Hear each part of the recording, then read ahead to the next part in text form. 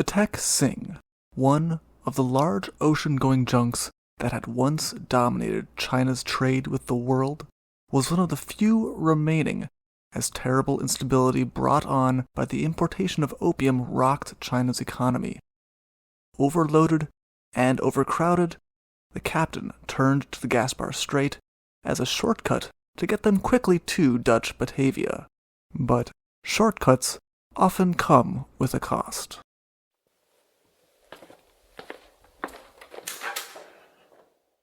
Hello, and welcome to the Shipwreck Archive.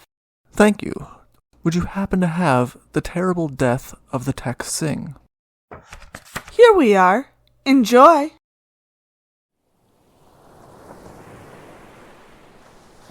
Io Tao Ko, the captain of the Tek Sing, steered his huge ocean-going junk towards the Gaspar Strait. It was not his usual course. The Gaspar Strait had not yet been fully charted, making it a risky choice. But it was a shortcut towards Java. Normally, he would have continued to the Bangka Strait, which was well charted, but involved going somewhat out of his way. The Gaspar Strait was certainly a more direct route, even if it was more dangerous. The captain had good reason to be looking for a shortcut. His ship was dangerously overloaded. As the only junk sailing from the central and bustling port of Amoy, now Xiamen, to Jakarta, every square inch of his ship was filled with either cargo or passengers. The over 1,000-ton Tek Sing, or True Star in English, required 400 crew members to sail her. In addition to the crew, there were approximately 1,600 passengers, most of whom were sleeping wherever they could find space on the open deck. The passengers were described as ranging from 6 years old to 70. China's economy was starting to suffer from the impact of the European import of opium, and many of the passengers of the Tek Sing were hoping to find work in the sugarcane fields in what was then Dutch Batavia, now Indonesia. The remaining passengers were merchants, traveling with their valuable cargo, bound for the international market. China had many goods that were in high demand, especially in the European markets. The Tek Sing was loaded with a fortune in spices, silks, and porcelain. The porcelain goods were from the famous Dehua kilns in the Fujian province of southeast China. Dehua ceramics were a mass export of China. Their distinctive white and blue pattern had become a signature of Chinese porcelain in Europe. Though at one point each piece of Dehua porcelain had been a work of art only within the budget of Europe's nobility, by the Qing dynasty, attention had changed from quality to quantity. The Tek Sing's hold was full of Dehua ceramics headed to market. Not all of the goods on the Tek Sing fit in the hold, however. What had not been able to fit had been lashed along the outside of the ship. It was certainly no wonder that Captain Io Tao Ko was looking to cut down the length of his voyage. Not only that, but the usual route taken had large amounts of pirate activity, something he certainly would not want to encounter. To make things worse for the Tek Sing, the weather, though oppressively hot, was also becoming stormy, and with high winds making the seas choppy and unpredictable.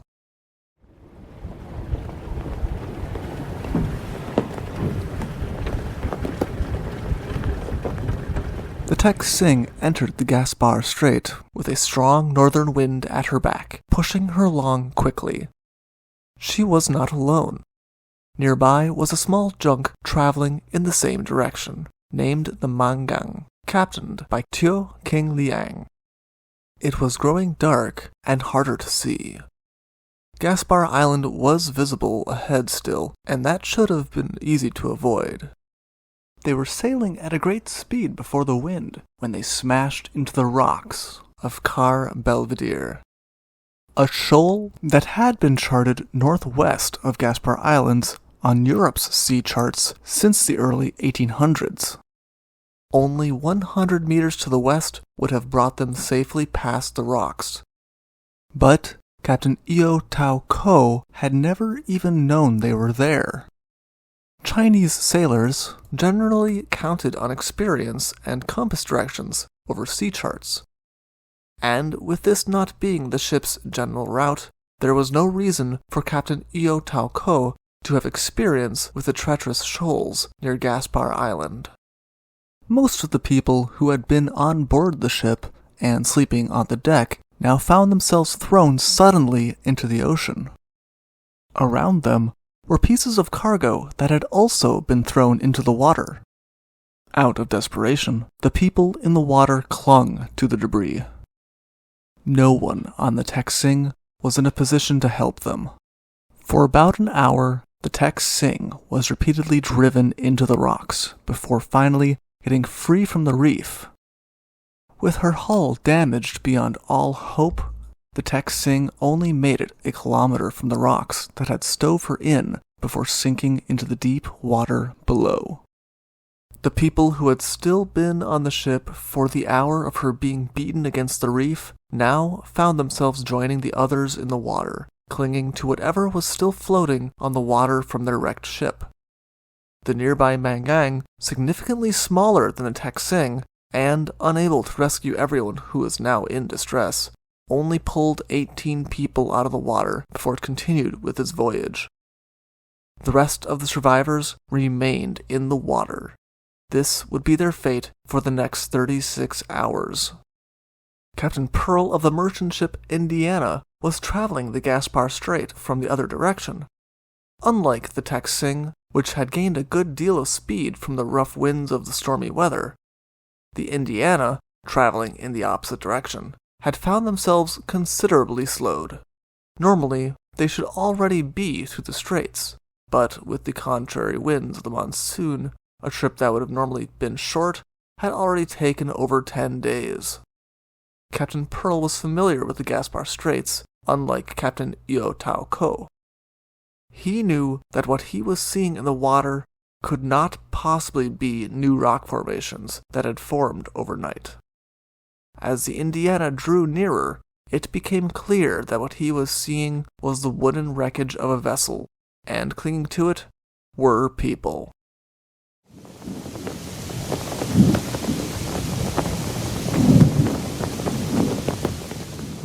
Captain Pearl was originally an officer in the British Navy before peace had rendered his services no longer necessary. Out of work, he had headed to the east, where there always seemed to be a demand for merchant vessels. Rather than engaging in the trade between Europe and Asia, Captain Pearl and his ship, the Indiana, had focused on the trade between Asian ports, especially in the opium trade between India and China. An experienced and quick-thinking captain, Captain Pearl acted almost as soon as he saw people in the water. His own trade and profits could wait. The Indiana was going to do whatever it could to save the lives of as many people as possible. He would discover the sea covered with humans for many miles. Unfortunately, it was already evident that not all of these people had survived to see his ship. Captain Pearl launched his ship's boats to pull the survivors from the water. His men were to ignore all attempts at salvage. Human lives were far more important. The weather that had slowed their voyage thus far continued to hamper them now. Indeed, the weather seemed to be getting worse. Captain Pearl was forced to take in all of his sails and anchor his ship, as it was in danger of wrecking on Gaspar Island due to the driving winds. The boats that they launched in their rescue effort were buffeted so much that they had to tie them to the ship to prevent the small boats from being lost in the waves and wind. There was additional danger to the small boats as the survivors scrambled to get on them so quickly and with such panic that they were in danger of overturning them. The people on the Indiana did what they could in the rescue effort as well. They threw ropes down into the water in the hopes that the people in the water would be able to grab a hold and be pulled up.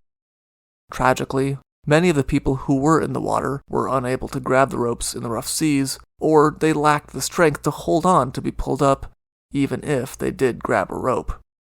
The rough seas also ripped people from the items that they were holding on to stay afloat and tossed them into the sea.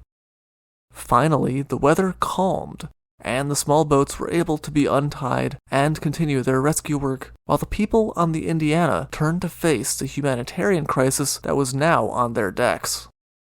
Most of the people they had rescued were in poor condition after their ordeal, having not eaten or drank anything for over 36 hours. They were also mostly naked. Captain Pearl ordered that the people they had rescued be fed and given water, as well as some spare clothing. Still, Captain Pearl knew that there was a chance of more survivors. With how close the ship had been to Gaspar Island when it had wrecked, there was a chance that some of the people from the ship had also reached the island's shore. The ship's boats were sent to investigate.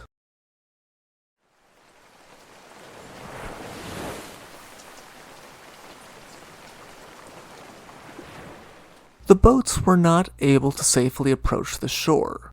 The weather was still too difficult for that. But they were able to see a large group of people waving to them.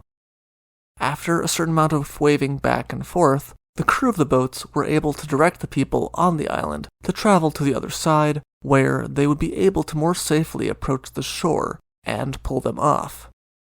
The people on the island had been badly cut up and battered from being washed on the shore, and they had not been able to find water to drink on the island.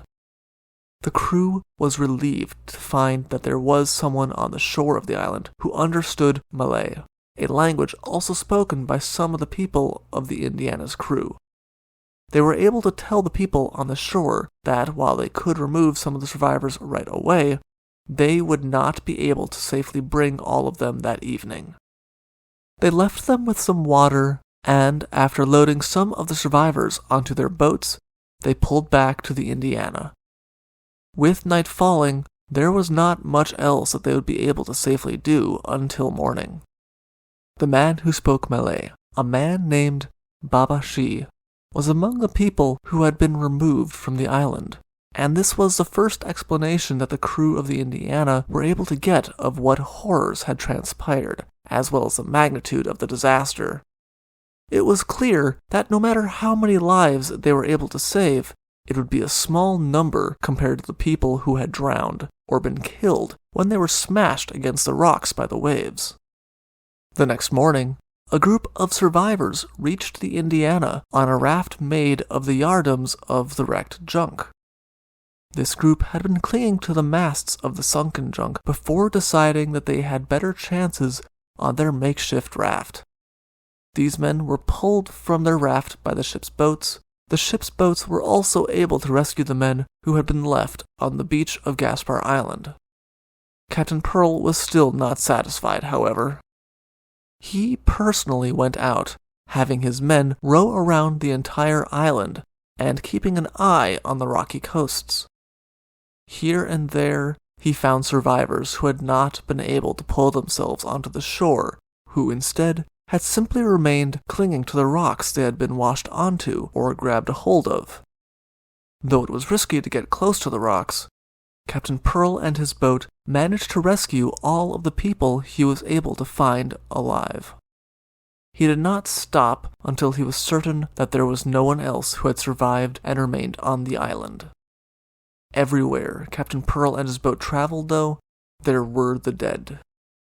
It seemed as though every part of the water and island had been covered with bodies. Captain Pearl climbed to a high point on the north side of the island and looked out with his spyglass. He could see no sign of the Tek Sing any longer above the water. Even her masts were no longer above the sea.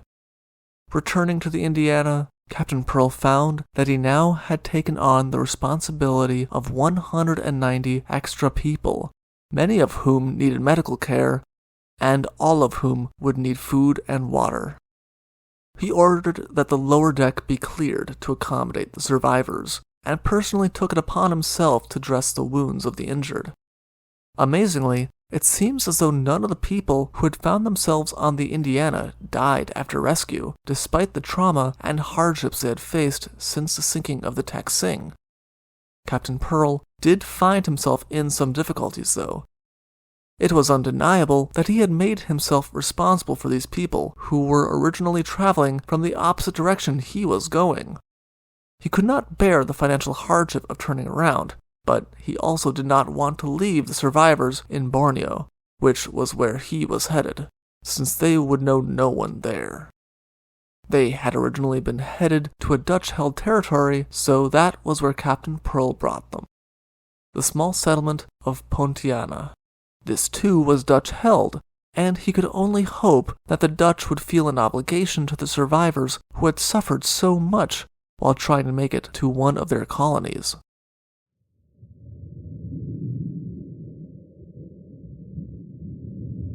With the horrible loss of life, as well as the dramatic rescue, newspapers reported the story even though the sinking of a Chinese junk rarely made the papers. The Tek Sing was too deep in the water for any sort of salvage to be considered, however, and so despite the horrible story of those who had been on board, as well as those people who had been part of the rescue, the Tek Sing faded from the public memory. The Tek Sing would be found almost 200 years later by Michael Hatcher, a man who has specialized in the salvage of historic wrecks. He had been looking for a Dutch East India ship, but quickly recognized the value of the Tek Sing. Most of the wooden structure of the ship had rotted away, and her perishable cargo was long gone. What remained was that famous blue and white porcelain that she had carried such a large amount of in her hold, bound for European markets. The market was found no less interested once it was pulled from the ocean.